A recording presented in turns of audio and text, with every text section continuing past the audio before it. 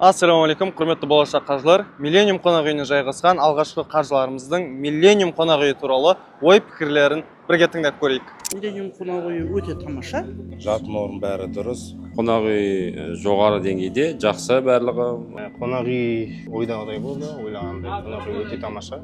Тамақтары өте жақсы, дәмді. Тамақтары өте жоғары, жақсы күшті жаққа деңгейлер барлығы. Таңдасы барлығы да. Тамағы өте жақсы. Тамағы өте жақсы. Тамағы да тамаша, өзіміз ешқандай жауап та жоқ, ешқандай не жоқ. Тамақтары өте дәмді, жоғары уровеньде. Бір 15-20 түрлі тамақ.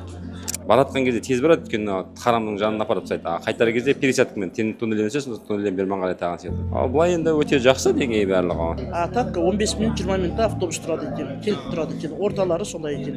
Тез-тез білінбейді, былайынша білінбейді. Автобуспен барып қатынап тұр, автобусына проблема жоқ, шығамыз, мінеміз, барамыз, келеміз. Примерно жылдан барып келіп жатыр, келемін. Ешқандай қиыншылық көріп жатқан жоқпыз, жақсы.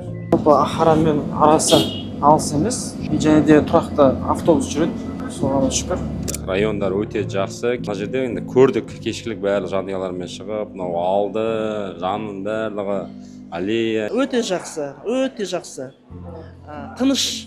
Жаңа район ба, сосын болғасын ба, мешітте де қасында. Үлгермей жатсақ, осы мешітте оқыдық, қасындағы мешітке шығып оқимыз.